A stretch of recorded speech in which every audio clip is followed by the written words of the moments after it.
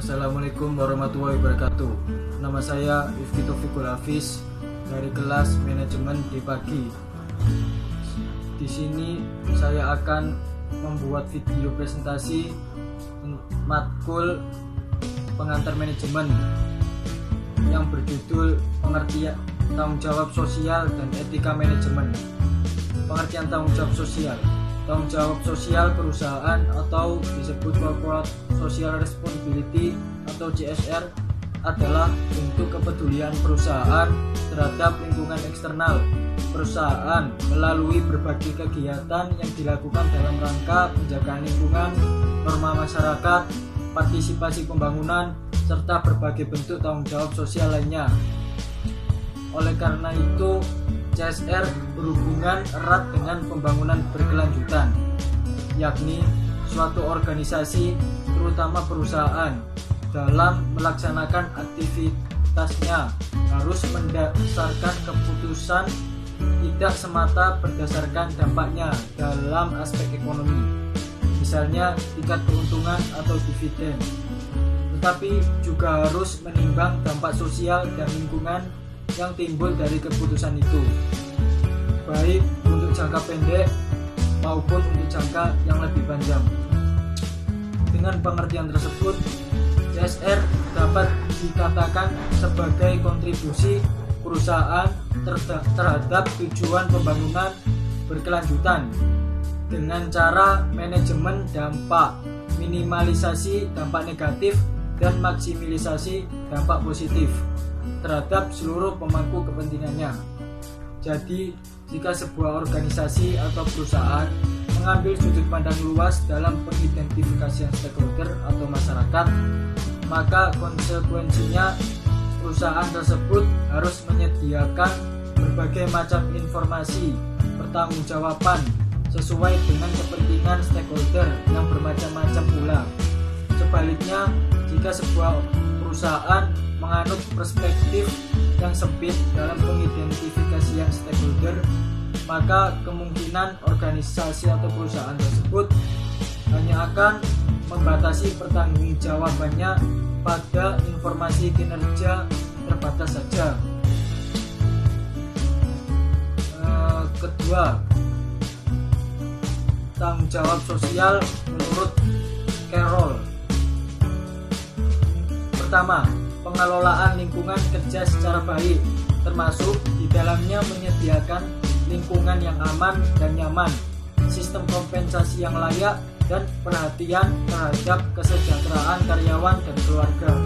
Kedua, kemitraan antara perusahaan dengan masyarakatnya, khususnya masyarakat lokal. Kemitraan ini diwujudkan secara umum dalam program community development untuk membantu peningkatan kesejahteraan umum masyarakat setempat dalam kurun waktu yang cukup panjang. Melalui program ini diharapkan masyarakat akan menerima manfaat keberadaan perusahaan yang digunakan untuk menopang kemandiriannya bahkan setelah perusahaan berhenti beroperasi. Ketiga, penanganan kelestarian lingkungan. Kegiatan ini dimulai dari lingkungan perusahaan sendiri, termasuk melakukan penghematan penggunaan listrik, air, kertas, dan lain sebagainya, sampai penanganan limbah akibat kegiatan perusahaan agar tidak mencemari lingkungan sekitar kantor, pabrik, atau lahan. Keempat, investasi sosial yang sering diartikan secara sempit sebagai kegiatan amal usaha.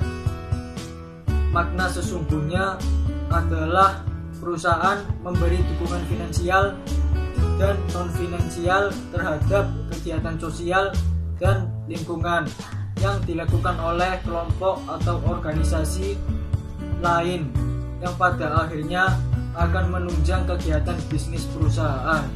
Karena perusahaan melalui investasi sosial akan dapat menuai citra yang positif atau corporate image. Assalamualaikum warahmatullahi wabarakatuh. Nama saya Muhammad Taufikul Syarif dengan nomor NIM 2103011183. Di sini saya akan menjelaskan alasan perusahaan menerapkan tanggung jawab sosial perusahaan. Ada beberapa alasan mengapa sebuah perusahaan memutuskan untuk menerapkan CSR sebagai bagian dari aktivitas bisnisnya, yaitu yang pertama, moralitas. Moralitas yaitu perusahaan harus bertanggung jawab kepada banyak pihak yang berkepentingan, terutama terkait dengan nilai-nilai moral dan keagamaan yang dianggap baik oleh masyarakat. Hal tersebut bersifat tanpa mengharapkan balas jasa. Dan untuk yang kedua, pemurnian kepentingan sendiri, yaitu perusahaan harus bertanggung jawab terhadap pihak-pihak yang berkepentingan karena pertimbangan kompensasi. Perusahaan berharap akan dihargai karena tindakan tanggung jawab mereka baik dalam jangka pendek maupun jangka panjang.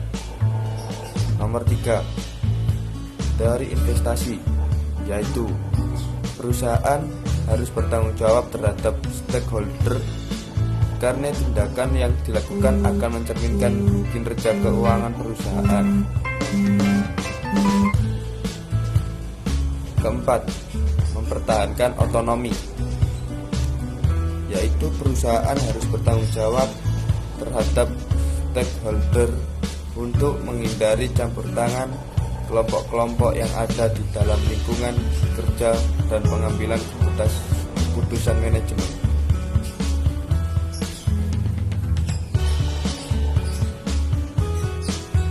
Selanjutnya, saya akan menjelaskan strategi pengelolaan tanggung jawab sosial perusahaan. Yang pertama, strategi reaktif. Kegiatan bisnis yang melakukan strategi reaktif dalam tanggung jawab sosial cenderung menolak atau menghindarkan diri dari tanggung jawab sosial. Strategi defensif untuk yang kedua. Strategi defensif dalam tanggung jawab sosial yang dilakukan oleh perusahaan terkait dengan penggunaan pendekatan legal atau jalur hukum untuk menghindarkan diri untuk menolak tanggung jawab sosial. Strategi akomodatif.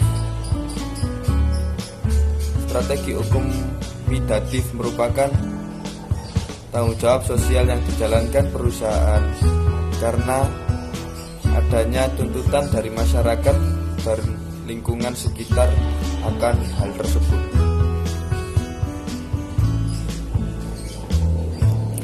Dan yang terakhir adalah strategi proaktif. Strategi proaktif merupakan perusahaan memandang bahwa tanggung jawab sosial adalah bagian dari tanggung jawab untuk memuaskan stakeholders. Jika stakeholders terpuaskan, maka citra positif terhadap perusahaan akan terbangun. Sekian dari saya. Assalamualaikum warahmatullahi wabarakatuh.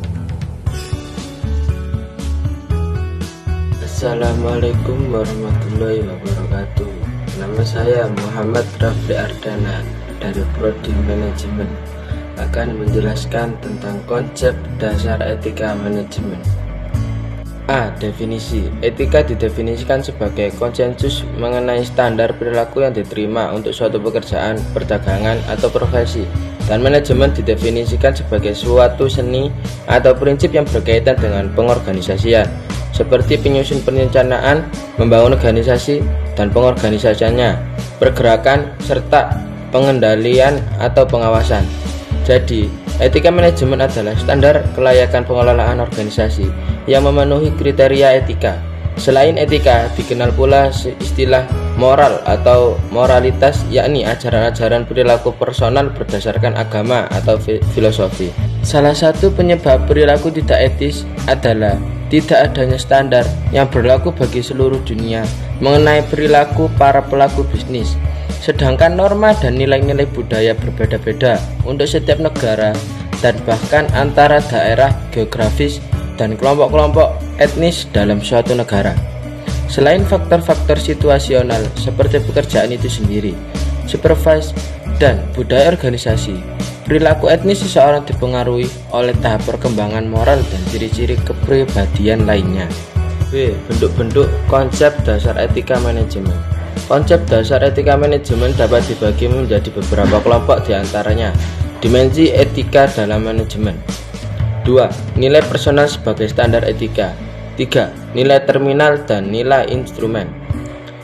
Dimensi etika dalam manajemen adalah keyakinan dan nilai akan sesuatu yang baik dan buruk, benar dan salah. Nilai personal sebagai standar etika. Nilai sendiri pada dasarnya merupakan pandangan ideal yang memengaruhi cara pandang, cara berpikir, dan perilaku dari seseorang. Nilai personal atau personal values pada dasarnya merupakan cara pandang, cara pikir, dan keyakinan yang dipegang oleh seseorang sehubungan dengan segala kegiatan yang dilakukannya.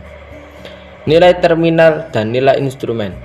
Nilai terminal adalah merupakan pandangan dan cara berpikir seseorang yang terwujud melalui perilakunya yang didorong oleh motif dirinya dalam meraih sesuatu. Nilai instrumen adalah pandangan dan cara berpikir seseorang yang berlaku untuk segala keadaan dan diterima oleh semua pihak sebagai sesuatu yang memang harus diperhatikan dan dijalankan. C. Relativisme moral. Relativisme moral mengatakan bahwa moral bersifat relatif pada beberapa pribadi, sosial, atau standar budaya, dan tidak ada standar yang lebih baik dibanding standar lainnya. Ada 4 tipe relativisme. 1. Naive relativisme. 2. Role relativisme. 3. Social group relativisme. 4. Cultural relativisme. Naive relativisme yaitu keyakinan bahwa semua keputusan moral adalah sangat pribadi dan individu memiliki hak untuk menjalani hidupnya. Role relativisme yaitu melakukan peran sosial disertai dengan kewajiban hanya pada peran tersebut. Social group relativisme yaitu kepercayaan bahwa moralitas adalah suatu hal yang menyertai norma-norma suatu kelompok. Cultural relativisme yaitu bahwa moralitas tergantung pada budaya tertentu. D. Pendekatan etika. 1. Pendekatan utilitarian, yaitu suatu teori dari segi etika normatif yang menyatakan bahwa suatu tindakan yang patut adalah memaksimalkan penggunaan. 2. Pendekatan hak individu, yaitu setiap orang dalam tindakan dan kelakuannya memiliki hak dasar yang harus dihormati. 3. Pendekatan peradilan, yaitu menunjukkan mekanisme kerja dalam penanggulangan kejahatan yang menggunakan dasar pendekatan sistem pengukuran etika manajemen. Ada 4 kriteria etik untuk menilai suatu etika menurut Griffin, yaitu dari sisi manfaat, penemuan hak-hak, prinsip keadilan, pemeliharaan. Assalamualaikum warahmatullahi wabarakatuh. Nama saya Muhammad Dewangga Irfan Saputra dengan NIM 21031159. Sekarang saya akan menjelaskan tentang mendorong pelaksanaan etika dalam manajemen dengan kesimpulannya.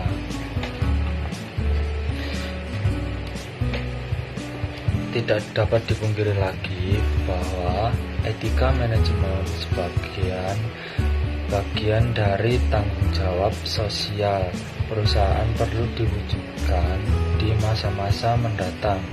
Ada beberapa hal yang mungkin dapat dilakukan oleh perusahaan sehubungan dengan dorongan untuk melaksanakan etika dalam manajemen.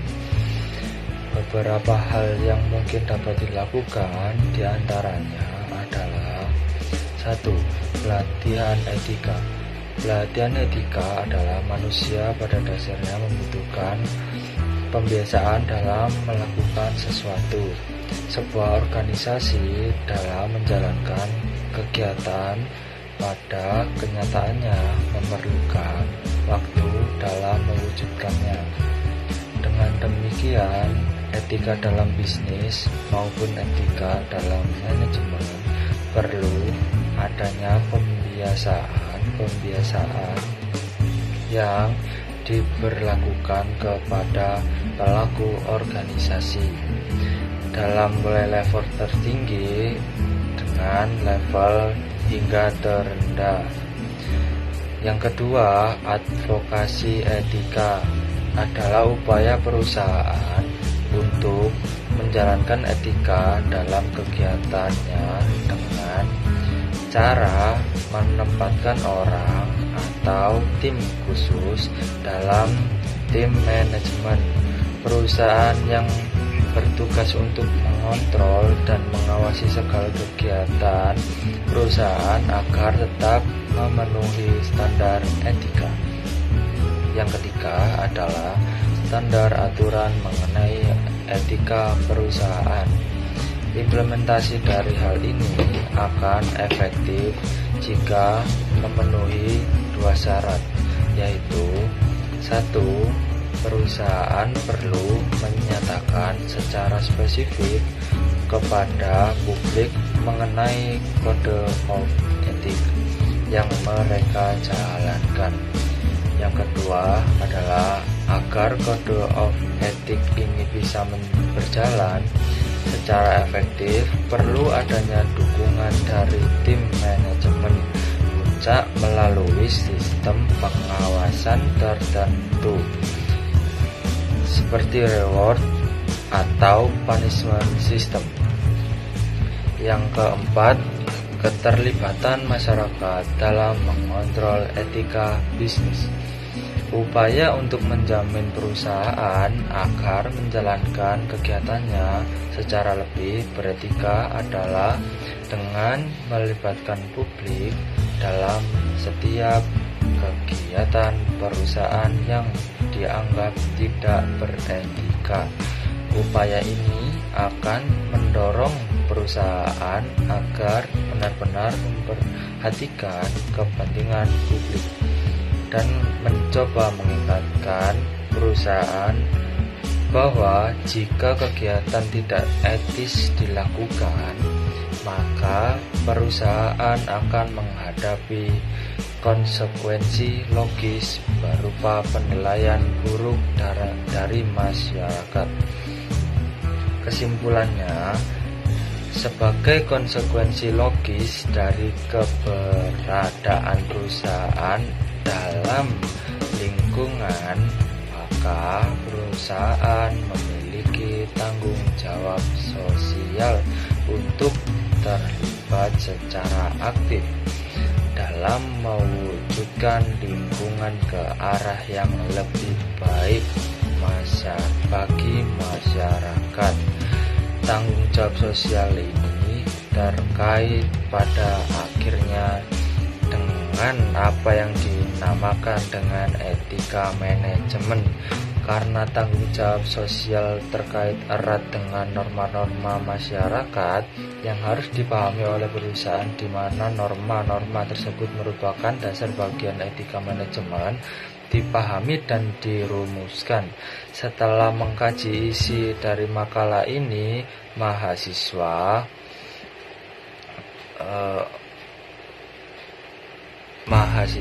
harus akan mengetahui tanggung jawab sosial yang dipahami oleh organisasi bisnis dan juga mengetahui konsep dasar etika manajemen dan kaitannya dengan tanggung jawab sosial dari organisasi maupun perusahaan. Sekian dari saya, Muhammad Iqwan Saputra. Wassalamualaikum warahmatullahi wabarakatuh. Di sini dari kelompok tanggung jawab sosial dan etika manajemen oleh Rifki Taufikul Hafiz, Muhammad Yonggawan Saputra, Said Ghazali, Muhammad Rafli Ardana, Muhammad Bagus Ismi Syarif. Assalamualaikum warahmatullahi wabarakatuh.